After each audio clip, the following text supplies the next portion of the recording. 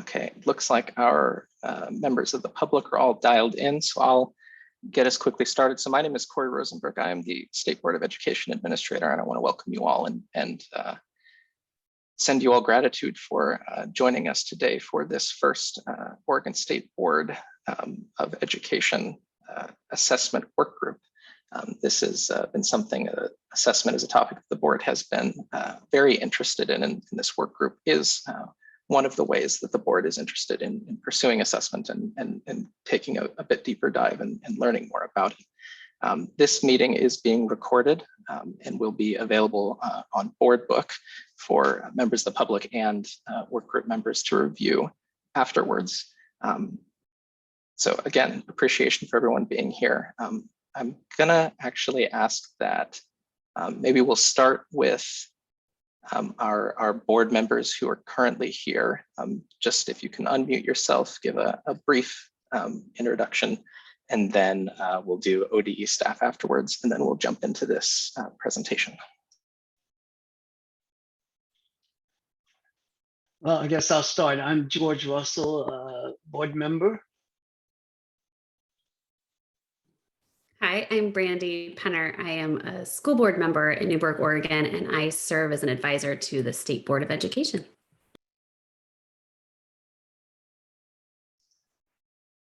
And then I think our ODE staff next, please. Greetings, Jennifer Patterson, Assistant Superintendent for OTLA. Glad to be here today. Good afternoon. Dan Farley, I'm the Director of Assessment. And in the interest of time and in no sense meant to disrespect, I'll share that we have a pretty large team with us today, and I'll introduce them. We have Noel Gorbett, who's our Science Assessment Specialist, Ben Wolcott, who's our ELPA Specialist, Tony Bertrand, who's our English Language Arts and Social Sciences Assessment Specialist, so Dee Fern, who's our new K2 Balanced Assessment Specialist, and Andy Byerly, who is our Math Assessment Specialist, joining us today. It's a team effort here.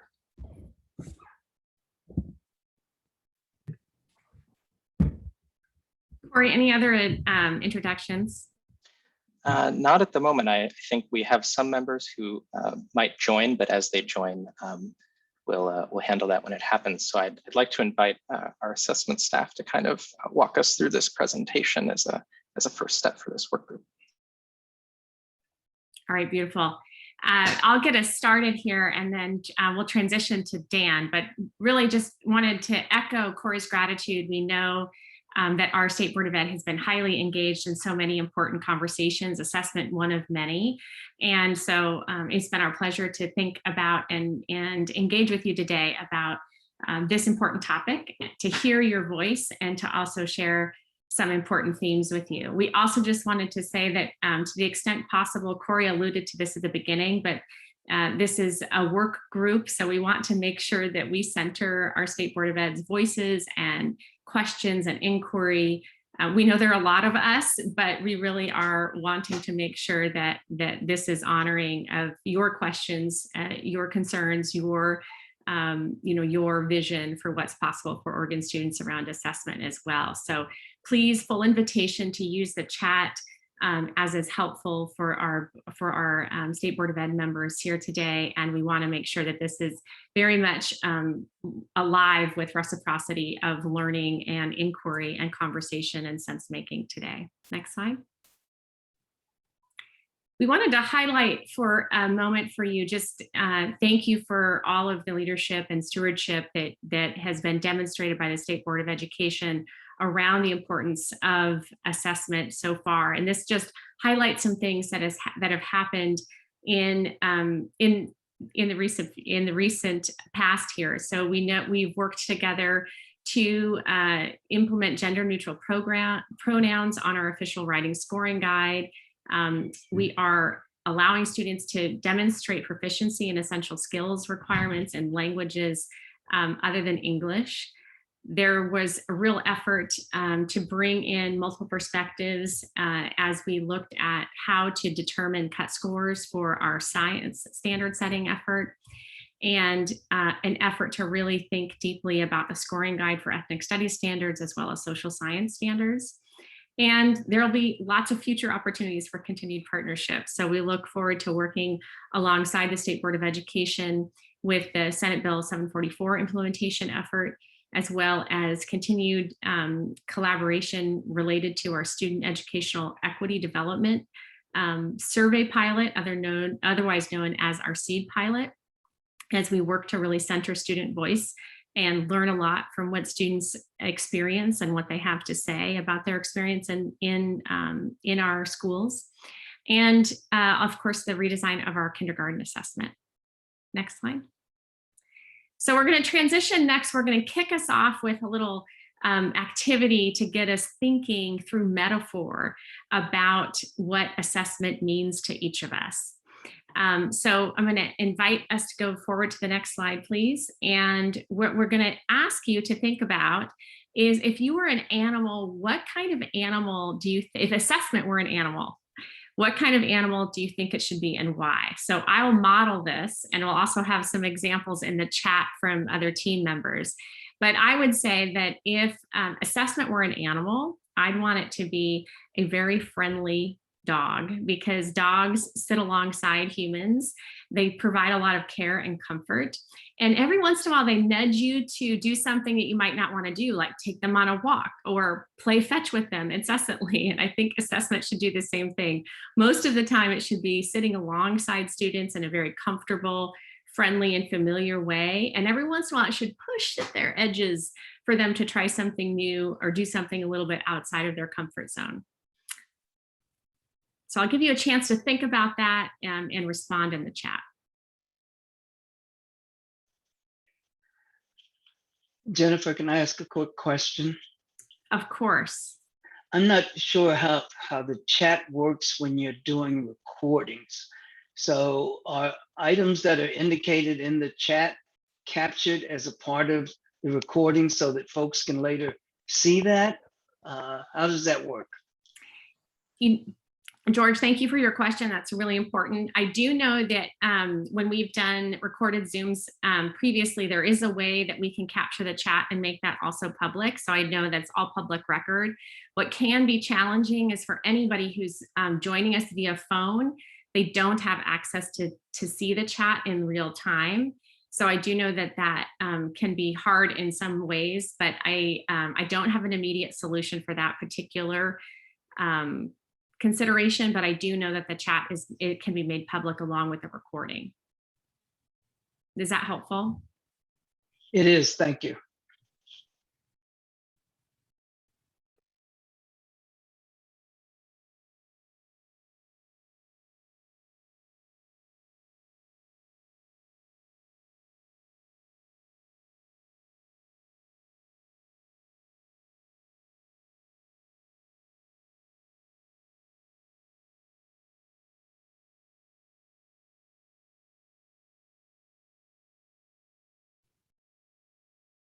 So Brandy suggesting that assessment, if it were an animal, would be an owl, a wise observer. That's really beautiful.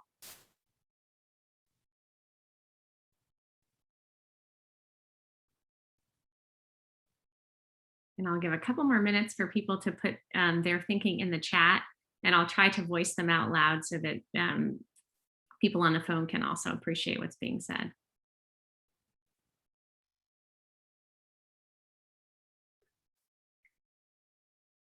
Another animal that's being suggested is a chameleon. That assessment is a chameleon, is it must adapt to be useful in different environments.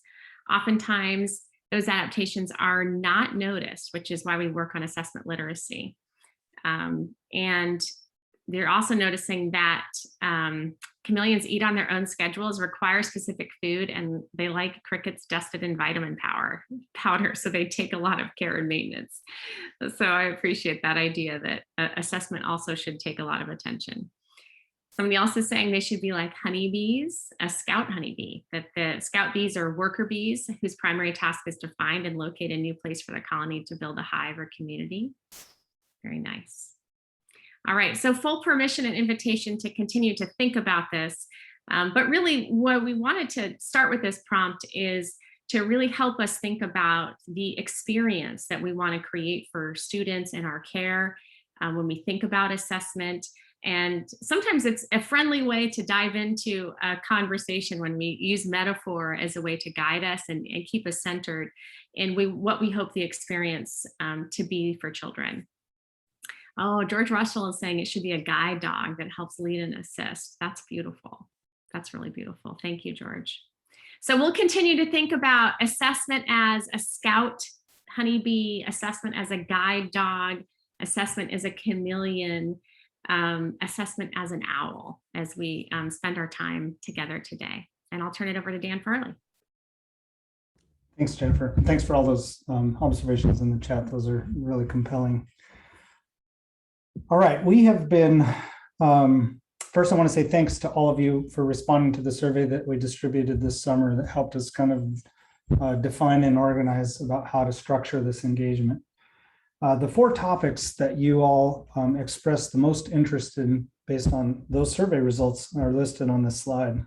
And we'll certainly address each of these topics as the discussion unfolds. And we'll take the opportunity to emphasize a couple themes that go through our work, one of which is our effort to rehumanize assessment. We are also working to support districts in implementing balanced and coherent assessment systems. We're going to describe how we're trying to learn about and also infuse anti-racist assessment practices into our system. And in full transparency, of course, we are not yet expert in anti-racist assessment practices, but are learning quickly and are certainly dedicated to this cause. So we will address each of these 4 topics in the order presented here. And next slide, please. So in this conversation, we're holding space for multiple truths. First, we will name and acknowledge the harms that standardized testing has caused to students who are and have been underserved by our education systems. Our standards, curriculum, instruction, and assessment have centered in whiteness, contributing to the racist academic outcomes we are familiar with. We also know that summative assessment will continue to be required in the Every Student Succeeds Act, or ESSA. Our charge is therefore to work with education and community partners to use the right assessment for the right purpose and appropriately leverage each assessment tool in a way that supports student identity, agency, and eventually leads to more support for joy in learning. Learning should be a joyful process of discovery, and our assessment system needs to lean that direction. Our work in helping districts implement balanced and coherent approaches to assessment should support these goals. At its best, state summative assessments can expose gaps, opportunity gaps, and help policymakers and education administrators make more appropriate decisions at the systems level. Next slide, please. So this State Board Assessment Work Group asked us to address the history of standardized assessment as part of this engagement. And the history of standardized testing, which was primarily norm referenced, which we can get into questions around later, shows that it was both founded in and used as a weapon for purveyors of white supremacy. So I'm going to share a little bit of the research that goes along with that stance with you next. So we have a legacy in the United States of high stakes standardized assessments. And research that was coordinated by Wayne Al out of Washington State Bothell shows that the generation, the foundation of standardized testing, including SATs and IQ testing, was based on principles of white supremacy. So that's a factual record. We also know that the implementation of standardized assessments in manners like this has led to school segregation, such that in 2009, segregation had returned to pre-Brown versus Board of Education levels. So these are all aspects that we should certainly be concerned about, we should be aware of, and we should be talking about when we discuss standardized assessments. Next slide, please. We also know that those perspectives can't sit there. They must spur us to action. So in Dr. Ibram Kendi's book, How to Be an Anti-Racist, he reminds us that anti-racist actions must remove racist policies. So the policies must first be identified, either because they contain racist content or they contribute to racist outcomes. And while most of our state assessment requirements in Oregon are federally based in federal statute, the state board and the assessment team are critical in that discussion, given the influence maintained over policies and practices in Oregon schools. We're working to identify racist policies and practice that we can influence so we can disrupt them. We continue to ask ourselves the questions posed on this slide as we review our requirements and our work. There are many systems that contribute to the academic outcomes that we publish annually from our state assessment system. And we focus on the assessment team on where state assessment practices might be complicit. Where we do have the authority to change them, or if they are so important that we must press forward anyway, we are going to do everything we can to disrupt them. So that leads to the question of the state board's role and how the state board members can influence assessment practices and policies in Oregon. So we're answering the question next of what role the state board can play. So this slide has an abundance of information. I'll try to unpack it for you in a few pretty quick words. The slide conveys the federal and state assessment requirements that are present in our education system, and it highlights that the kindergarten assessment, as well as the assessment of essential skills and local performance assessment requirements, as you can see highlighted in blue rows on this table, are under the direct control of the Oregon State Board of Education, meaning that you define whether they exist and how they're implemented, et cetera. The remaining aspects of our state assessment system are not as directly under the influence of the board.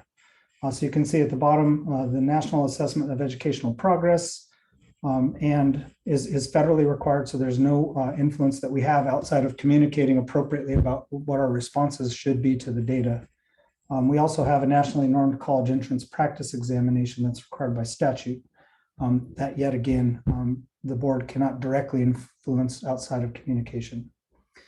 At the top, that kind of the meat and potatoes of the state assessment system in terms of summative assessments, you have our science, mathematics, English language arts, and English language proficiency assessments. The state board's role there is important, but not, of course, directly related to assessment. The state board adopts all of the content standards from which those assessments are aligned, or to which they're aligned. The state board also defines what proficiency means on those assessments by adopting achievement level descriptors and cut scores that separate student performance into different performance levels. So welcome, Chair Howard, too. Great to have you. Sorry if I didn't notice earlier. I've been knee deep in this table.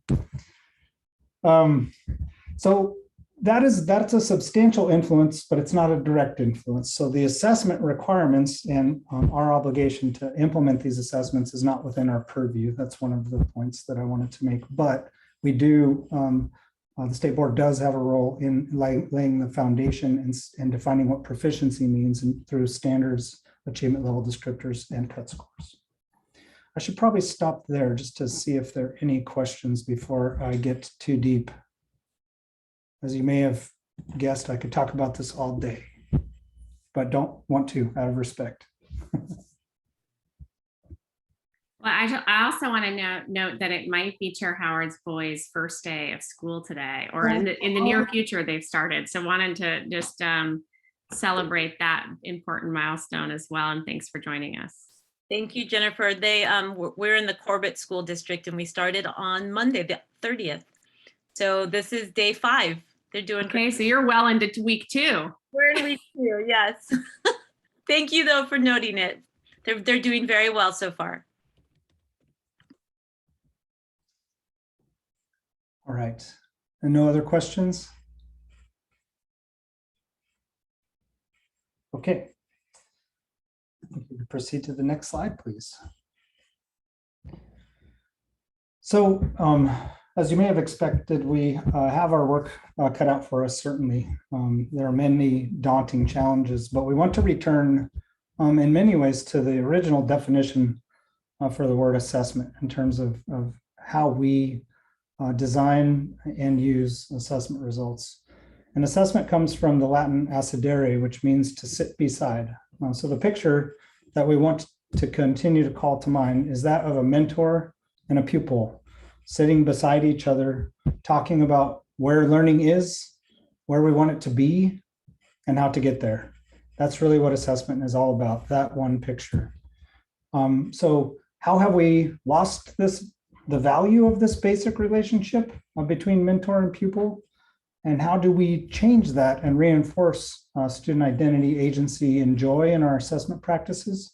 And of course, related to those efforts, how are we working both internally within ourselves, personally and professionally, as well as externally in the work that we do to implement anti-racist assessment practices in Oregon? So those are big questions that we hope to at least try to address with you all today. And honestly, they those questions continue to drive our work. We are organizing our vision and values for assessment around 3 core ideas that you see presented on this slide. We're trying to rehumanize assessment, which does include supporting assessment literacy for education and community partners. We're also working with Oregon's districts to implement balanced approaches to assessment. That includes reducing the footprint of our summative assessment and expanding access to formative assessment practices and interim assessment resources. We're really excited to share today that we actually have a state assessment system, with emphasis on the word system, meaning that we have all of those pieces that we are making available statewide at no additional cost to districts. We were able to do that last year too, actually, but many districts were not able to avail themselves of that opportunity given the impact of the pandemic. So we're really excited about the possibilities that in-person learning hopefully presents this coming year for professional development, and also so our children can be in school in person as well. So admitting upfront that our system is complex and we are working within multiple true and sometimes opposing forces. As we've discussed, standardized testing is founded in white supremacy, and Oregon's state assessment system has also been imbalanced up until recently, having focused exclusively on summative assessment. So that is all true. It's also true that summative assessment data have been used appropriately at the systems level to determine the impact of curriculum and instructional practices at district and school levels, as well as inappropriately for high stakes decisions at student level. We know that our students and our educators have felt the impact of these shortcomings. We also know that summative assessments will remain required in ESSA and can provide an important lever that ODE can use to identify successes, which we have not done a good enough job of yet, but are gearing toward, and also to help determine where resources should be routed, which is a critical aspect of our CSI and TSI schools and our accountability systems. All right, next slide, please. So in terms of rehumanizing assessment, adults in our communities and educational settings can help set the weather in classrooms and have great influence over how students process and digest information that is derived from assessments. We, of course, have to hold space for the harms that are present and continue to pursue approaches to assessment that honor student identity and agency and reinforce student joy by building from strengths. When we discuss assessment results, we need to begin with strengths, what students are good at, and help them to identify their next learning move. That creates joy. Oftentimes, that's not what we experience, however. We experience quite the opposite. So Andy is going to get into a little more detail about our approach to rehumanizing assessment through the lenses of student identity, where students see themselves in the process of learning and assessment, student agency, where students are empowered to take control of their learning and evaluate their progress based on their individual goals, and through student joy. The joy of learning and being successful is at the heart of the learning process. Those 3 simple words that you see on the slide should be what we celebrate. Like assessment should help you celebrate when you did it because you worked hard at it and you learned it. And now you have that skill and you have that set of knowledge. Thanks, Andy. Thank you, Dan. And I just want to, again, echo the gratitude for a chance to join you all today and some gratitude for those phoning into the meeting as well. A big part of our vision for assessment is that it is rooted in the humanness that each learner and educator bring to the learning space. And so often, despite the best intentions of educators, students experience assessments as singular, high-stakes events that play a huge role in framing their identities as learners. Assessment should be part of the joy of learning, as Dan mentioned, not something that interrupts the flow of learning to give a score for a grade book, for example. And as with so many parts of being human, we have to hold a few things in tension. So the idea of intent versus impact, adult behaviors and student behaviors, individual and system. So as a new school year starts, schools will be welcoming learners with open arms. Last week, in the case of Chair Howard, this week for many others of us and our kids. Along with welcoming learners comes an immediate desire to use assessments to diagnose the gaps that exist in student learning from an interrupted pandemic education. And there are several practices that we've used for decades that have become the way we've always done things. As we know, there are unintended consequences to these practices, as well as a lot of inertia. And this plays into our vision for assessment. One key to achieving our vision is to continue to place students at the center of learning with practices that bring this student-centeredness to the forefront of the way that we do things now. And we have to reframe how we think about assessments, emphasizing that last S, as singular events into coherent systems of assessment that all share the same through line to students. And you'll hear us talk in more detail in a few minutes about balanced and coherent assessment systems. And this slide really provides a visual of how these systems support each other, as well as some helpful markers of productive assessment beliefs and practices. Namely, our vision is to create and support a system of assessment at the state level that connects with and supports the systems of assessments that are used by districts, schools, and individual educators at the classroom level. Assessment is a planned and intentional process with some intended milestones along the way. It's not something that should be separate or standalone that requires districts, schools, educators, and students to take time out of their regularly scheduled programming to do for some unknown or at least unsaid purpose. We talk a lot about systems, and as Dan said, we're very proud to offer a system, but I want to make a note here that systems don't in and of themselves humanize, right? People do. However, we know that systems can absolutely dehumanize and actually undermine the humanizing work of the amazing educators and leaders within our state. So systems, when done well, create clarity and models of implementation that can be efficient and scalable. You'll hear us talk about assessment systems because there are so many variables at play within any local context that this high-level clarity and efficiency really are necessary to pick up a strong signal rather than wade through a lot of the noise that can cloud that signal. One final note about the model here is that impact arrow.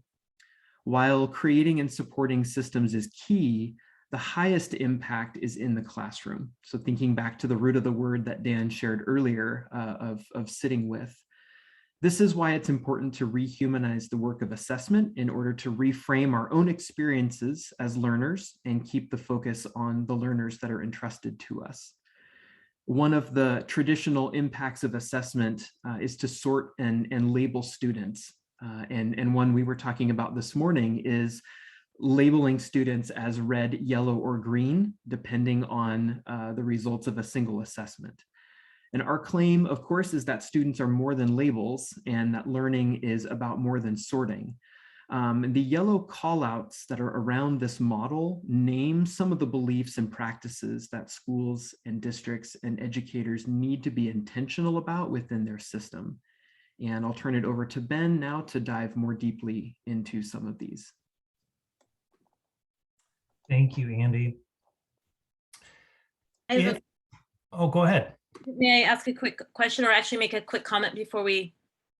It is connected to this idea of labels and language, and I know we've been talking about language a lot, and the beloved team has been doing a lot of work on language. I just was speaking to a parent in the parking lot about their first grader, and I was talking about my kindergartners, and they are new to the state of Oregon, and I mentioned our talented and gifted program, and she said, "Oh, when I was growing up in West Virginia, they changed the name to extended learning because then it encompasses more than just sort of giving somebody a label that sets them somehow higher than everybody else. And then much like we talked about at our retreat, then leaving that child to just be like, you're talented and gifted, and then we're going to ignore you because we don't know what to do with you." And I'm interested in that, in this idea of language in that regard as well. And just what you said, Andy, about labels and how labels can be isolating and also create division and derision between students. So I appreciate that. And I wanted to just share that anecdote because I think it's pertinent to what we're doing, but also to future work that we might do around whether it's the Talented and Gifted program or individual, what are they called, IEPs? Maybe every student should have an IEP, right? Because it really does center every student in planning with their families, their educational process, rather than labeling one student as difficult or having difficulties, and then they get labeled with an IEP that then follows them through their experience. So I'm going to stop talking because I'm rambling, but I just wanted to share that before I forgot. Thank you.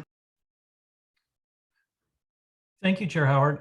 I think that was an apropos observation for this point of the slideshow. And it comes to mind to me that the anecdote that your parent shared in the parking lot, the difference between those two languages is that one talks about what a student is, and the other one talks about what the student does or what we do together with the student. So I think it's highly relevant to what we're talking about. Thank you.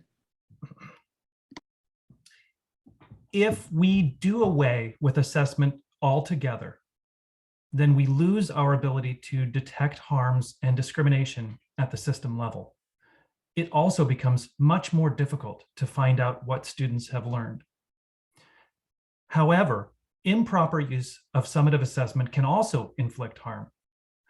We must therefore employ the tool carefully, encouraging proper uses of the assessment instruments themselves and of the data that they yield. The table on this slide includes examples of dehumanizing assessment practices that we are working to replace with rehumanizing assessment practices. In the left column, you will see a list of things that adults largely do to students. And in the right column, the focus has moved to doing things for, and even better, with students. So this is where Chair Howard's anecdote directly hooks into our goals for rehumanizing assessment. Of course, this table wasn't large enough to contain all relevant assessment practices. You may be able to think of dehumanizing assessment practices that you have heard about, or that you or someone you know has lived through. Instead of labeling, tracking, and gatekeeping, assessment should be informing instruction, empowering teachers to give students what they need, and empowering students to drive their own learning forward.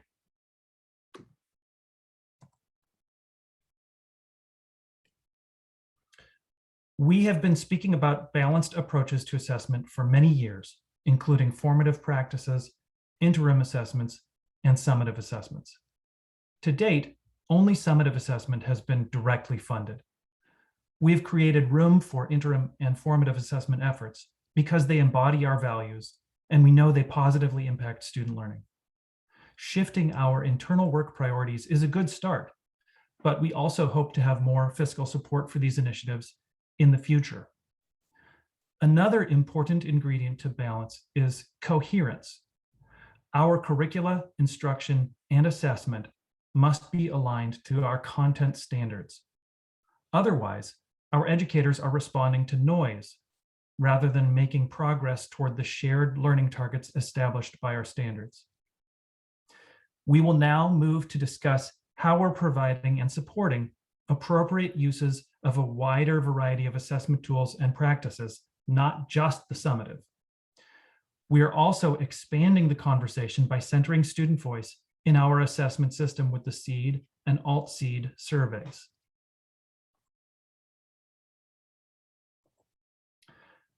Summative assessment and the results it generates exerts a strong gravitational pull due to accountability and reporting. Make no mistake, summative assessment is important.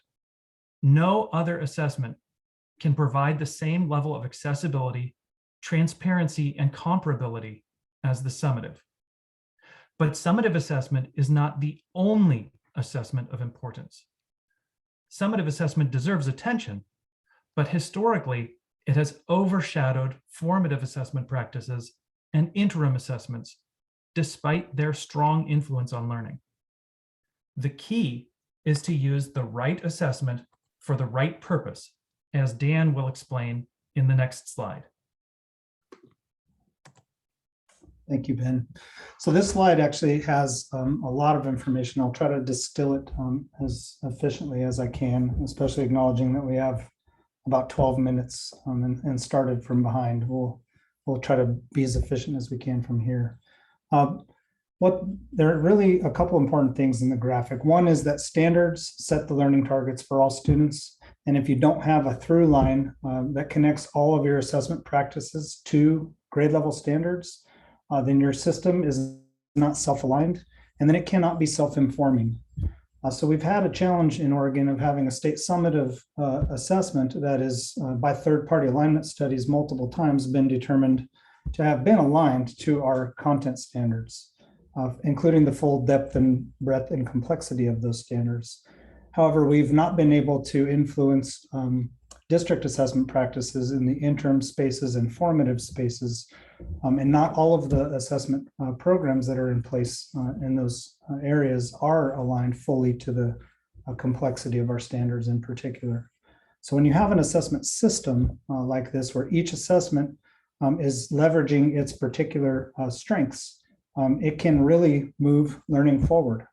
So formative assessment practices include many dimensions, including establishing learning targets and identifying success criteria so all students know what success looks like. It includes the feedback loop from teachers to students and peer-to-peer, and possibly most importantly, student self-assessment. So formative assessment is a set of high leverage instructional practices. It is not a test, nor is it simply the use of assessment data in a formative manner. So those are incomplete understandings of formative assessment practices. Formative assessment is akin to a microscope here, as we use our assessment tools, including observation, higher order questioning, and feedback, to look at individual student learning of a small number of standards. So you can see this, the size of the ovals as you go across these different assessment types is the number of standards that are subsumed in what's being assessed. So as you get closer to annual summative assessment, you're incorporating more and more standards into the assessment process. We recommend the interim assessments, which you see here in the middle in the orange boxes, in the orange ovals, excuse me, be periodic assessments that cover a unit or a quarter's worth of content standards. The way we position our interim assessments in our system is to be tools in the hands of teachers so that they can use them flexibly in the classroom to evaluate the quality of their instruction. So they provide instruction, use the interim assessment blocks to determine how well their class learned that content, identify any additional reteaching opportunities, conduct those, and then go to the next unit is the basic cycle. Those are analogous to binoculars, where we're looking at a little bit wider landscape, right? Because we're not just looking at one student or a cell in a microscope, we're looking at a landscape. So we can't see as much detail about each individual aspect of that landscape, but we have a broader view of a classroom. Summative assessments at the end of the year tell us how well we did throughout the year in learning the complete depth, breadth, and complexity of Oregon's content standards. So in this graphic, they're analogous to a telescope as they look at Oregon's standards from afar, like looking at a system of planets in the big picture. And each of these assessments creates a different level of data. And I was wondering if I could ask the assessment work group members from the state board if they could think about knowing or understanding a little bit more about how these different assessment practices are designed and what content standards they cover and the data differences that they might create. Who might be more interested or most interested in each type of data? So for example, where do you see teachers being most interested or most connected to these assessment practices? Not being an educator, I would imagine the minute by minute, daily, weekly. Yes. So there's I think, George, go ahead. Sorry, I saw you. No, I was going to agree that the formative, although I also think in terms of the unit and quarterly, teachers have a strong interest in that, as well as annually, although the further you move in your arrow, the more you have, I'm going to say, broader responsibility kinds of, whether it's the principal, the school board, or so forth, have an interest. That's very well said. Yeah.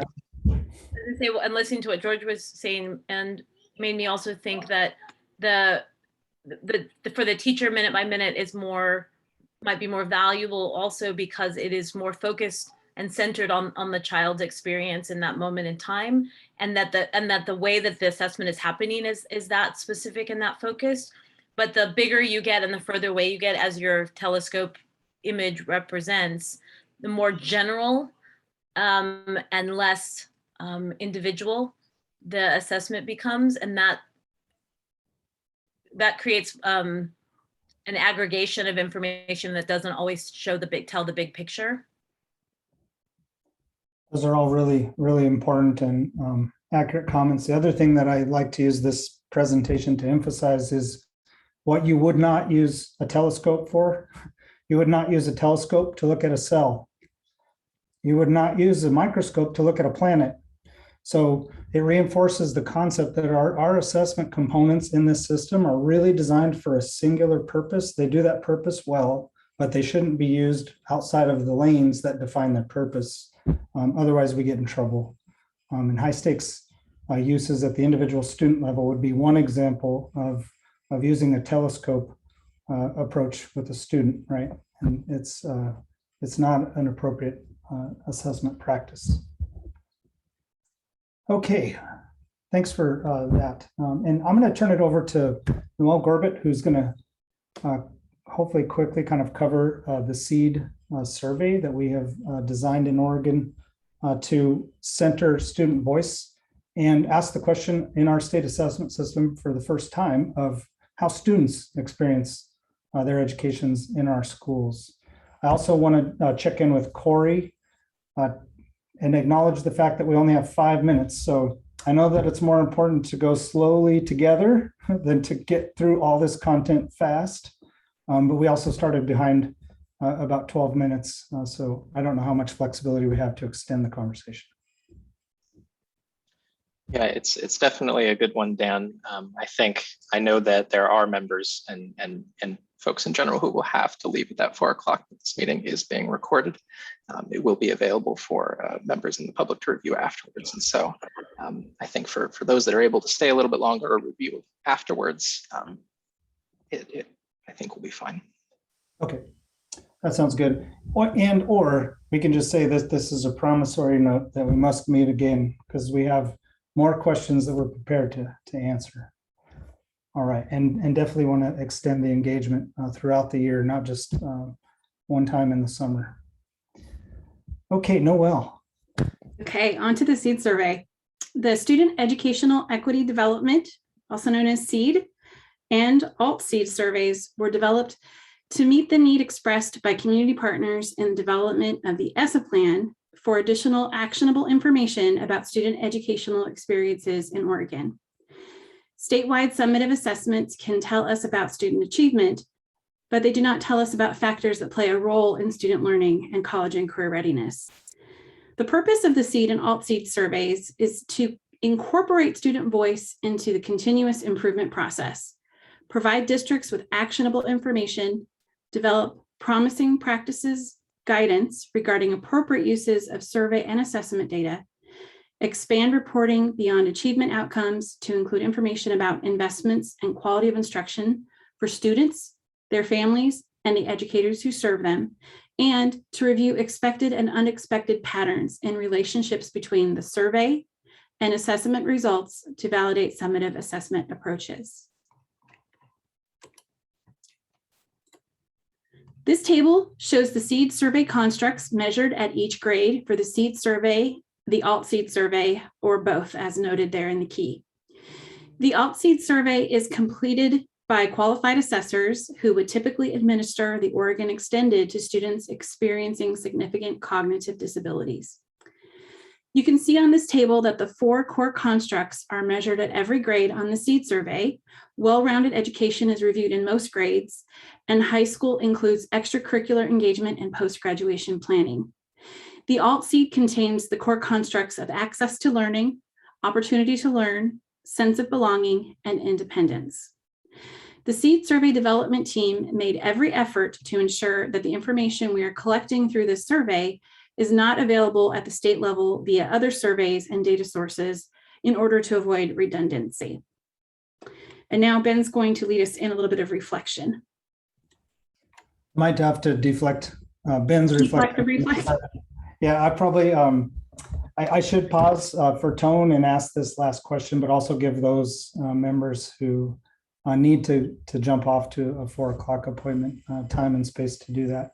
We're certainly interested in continuing this conversation and would like to know what part of the discussion or content that we've used so far is resonating with you. Is there anything that's still dissonant or something that you're curious about learning more about? And then full transparency, we're about 3/4 of the way through the process of addressing your questions that we posed. So still have some more questions to answer as well.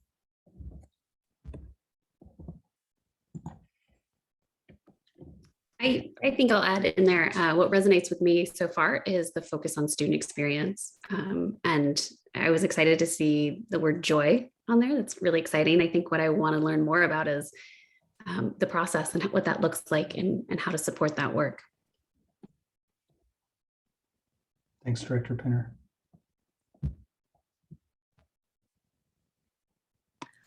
I'm very interested in that.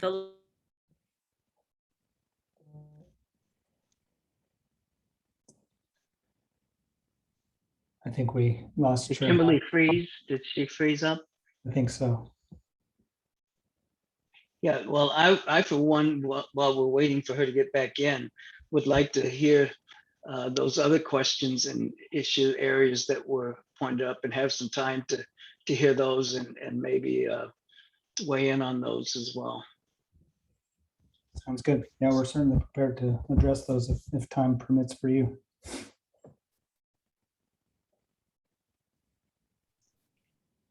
Dan, I just want to check in. I don't know. I want to be really honoring of our members of the state board and their timeline. But I know I certainly changed my calendar so I can stay beyond 4. I don't want to assume that you can or your team can, but Corey, I don't know if you want to do a quick check-in with folks to see if we want to extend 15 minutes or 20 minutes or just end now and come back at a later time. What's best? Mm-hmm. No, it's an interesting question, and one that's worth it. I think Kimberly did. I think get disconnected, but she'll join soon, and I defer to her as well. I do want to honor time. I'm fine holding a little bit of space to go later if our members are open to that. But I'll also share that particularly this portion on what resonates and what would we like to hear more for those are good topics, and they can help seed and lead us to maybe what we talk about during the next meeting. And so that I feel the urgency to continue conversation, just a statement that this is not the end and that this conversation does not end when this particular meeting ends. It just pauses temporarily. Well, I don't know if Kimberly's back on yet or not, but she did pose the question in the chat about what it is that in terms of the goals of the task group and what the expectations might be. So one of my expectations was that this would be a series of meetings to get information and talk about what things might go forward to the board for further discussion and deliberation and so forth. So I did not see this as just a 1 or 2 time meeting, but maybe a short series of meetings.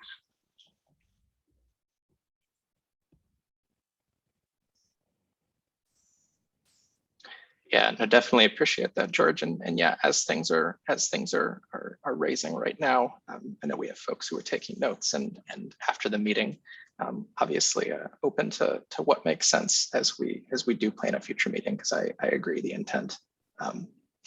This could not be covered in a single meeting, no matter how long it was. So there will be more opportunities to continue this conversation.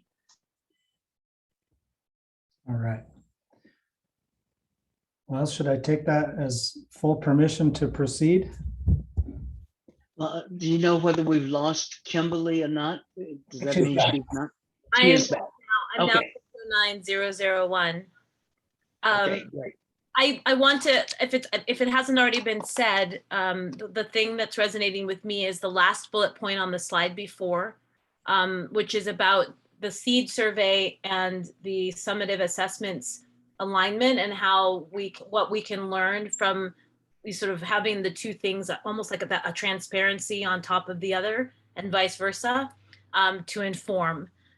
I always say that there's much more behind the data than we know, and we've heard a lot from constituents and stakeholders and community members about the fact that when our students have a strong sense of belonging, they will do better in their classes, and then the sort of auxiliary to that, or the parallel to that, is what we can learn about the SEED survey in terms of this is more granular or in grassroots, but certain subjects. I think that, and again, we all know my affinity for the arts, but creative expression has a huge impact on math scores in particular. And it's interesting that we don't necessarily think about that. But one of the reasons creative expression, and so classes like band and choir, sculpture, painting, whatnot, theater, has that correlation, is because that increases a student's sense of belonging, a strengthening of their personal and cultural identity. And so I feel like the SEED survey really can get at some of those things that just asking somebody what they know or what they've learned is not able to do. And it goes back to what Ben was saying about the assessment enabling us to see what a student needs or what we need to do, rather than sort of an assessment giving us a sense of who they, of what they are capable of. Because I think there's a difference. I think the assessment should be a way for us to then continue to improve in the classroom and in our systems, as opposed to the assessment being a way to label a student one way or the other about their potential moving forward in their life. So thank you. That's what resonated with me the most.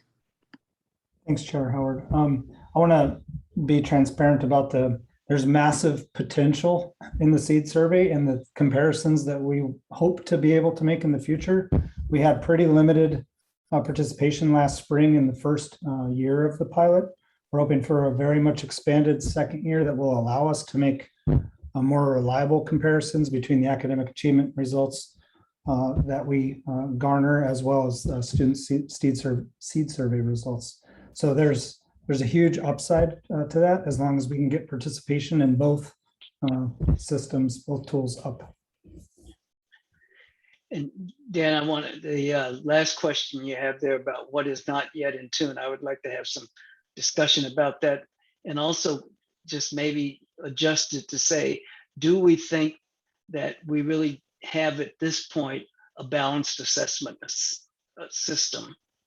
And if we don't, what would it take, as we talk about all of the things that have been raised so far, to get us to what we see as a more appropriately and better balanced system for assessment? That's a great question, George, and I'll start tackling that. Welcome anybody else to jump in, but I can't claim that we have a balanced assessment system in place in Oregon's districts at all. What I can share is that the opportunity is finally available to districts to partner with us and access resources that can help point us that direction. So we have our state summative assessments that are aligned to the full breadth of our content standards. We have a variety of aligned interim assessment blocks within the interim assessment system that also point to instructional lessons that are called tools for teachers. So the assessment results tell or give teachers options about what instructional opportunities to pursue next based on multiple levels of student performance. And we haven't had that system before.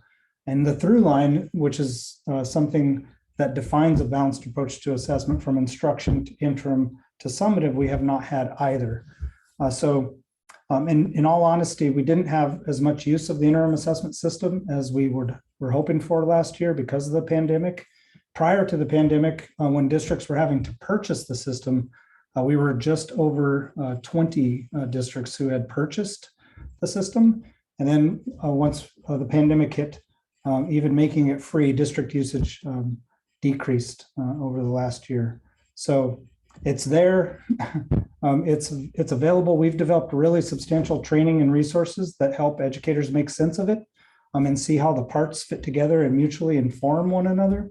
But it is a work in progress for sure. And we also need district partners. We're taking the stance that it's my job, it's our job to convince our districts that this is the best thing that they can do to support student learning. So it's not something that I would want to make required. It's something that I would want to convince everyone in Oregon's districts that it's the right way to go. And it's also free, which sometimes helps. Dan, could you expand on that just a little bit? I know, coming from a school board perspective, I know obviously you mentioned support for teachers to sort of dissect the data and the information and use it in a working real time with students. Something that could be really interesting, I think, in the future is something similar for board members, quite honestly. We get data from our superintendents or our directors of teaching and learning or assessment or however big your district is. Potentially there's a person dedicated to just assessment, right?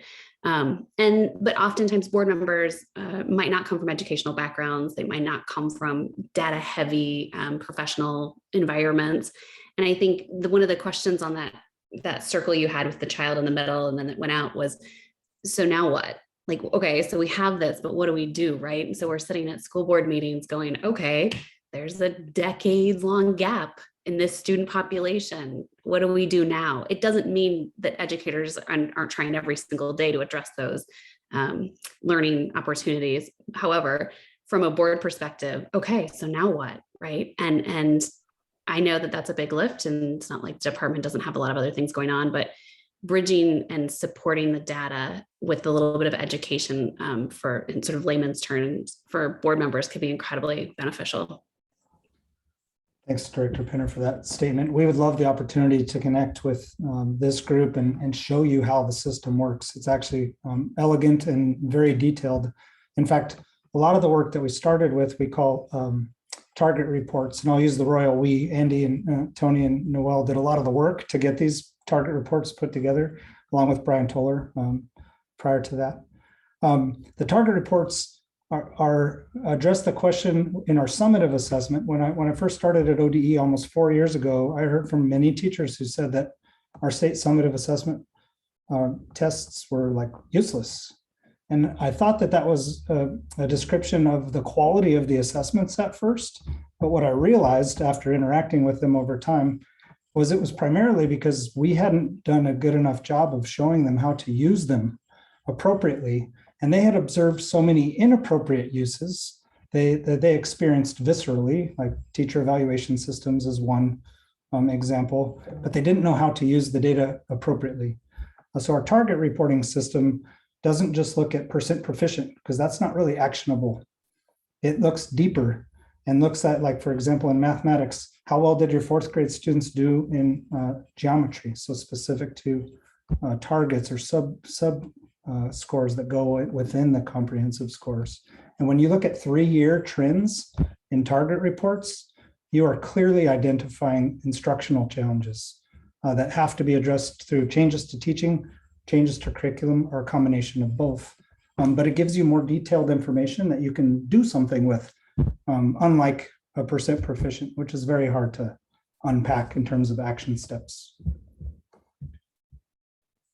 And the interim assessment system and our work on formative assessment practices all support that work too. But we're trying to build bridges from summative practices that are required to formative practices. And that's the interim system that we have is really a bridge that connects summative to formative.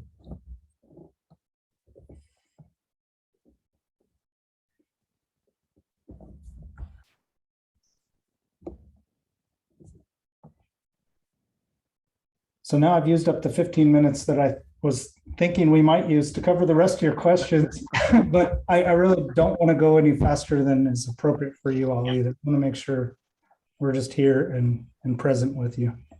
We appreciate that.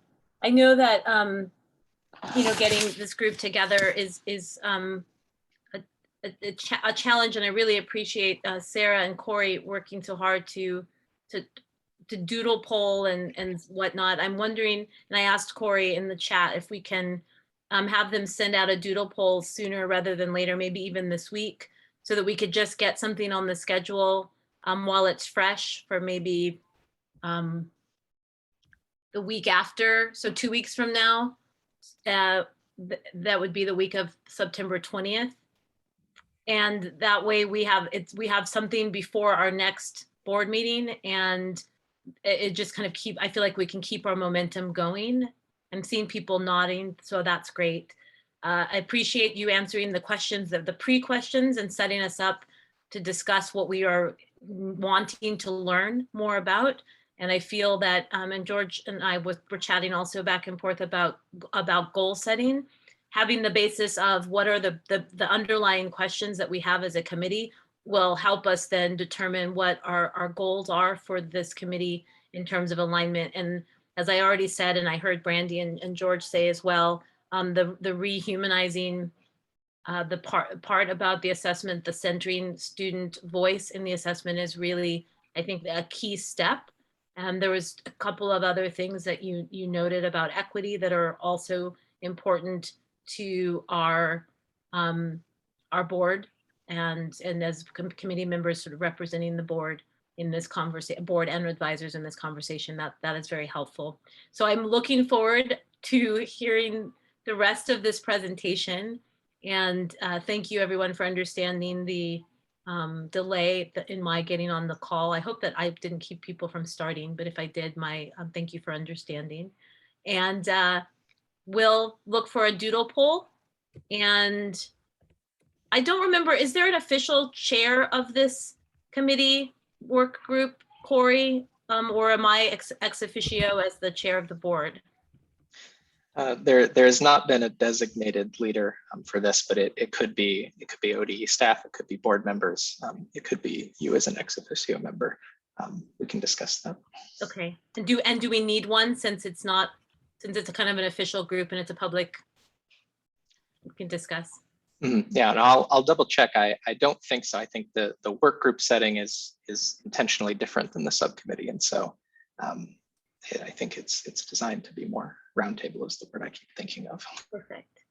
Well, in that context, then I would love to hear if George and Brandy have anything to add as we sort of round up this meeting?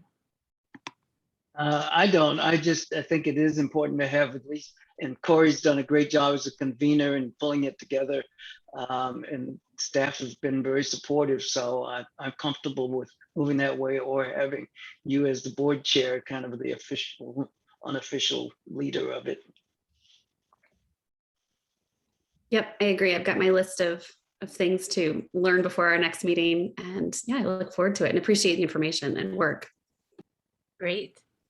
Corey, I also agree that having staff, at least, in terms of coordinating, and you and I can work together and just getting people together, that's working very smoothly. Great job on that. And then other ODE staff members who are, whose faces I see right now, who are part of bringing this together. Thank you for gathering this information and leading us on this journey. Really appreciate it. And then for all of those who have called in and listened, it's obviously an important conversation that we're having on behalf of our students, who are the most important stakeholder in these conversations. So thank you for joining the call today. Thank you. All right. Okay, well, this is not, like I said, it's not a traditional meeting, so we don't really gavel out, but appreciation for everyone joining, and for those who joined over the phone. I know many of you have already found my email in the public notice. If you have any questions, or you'd like a heads up as to when materials are posted, just go ahead and email me. It's good to also get a feel for the people who are interested. And again, this meeting was recorded and will also be made available both for members of the public and members of this work group to review. Wonderful. Thank you. Thank you so much, Corey. Thank you, staff. Thank you. Thank you.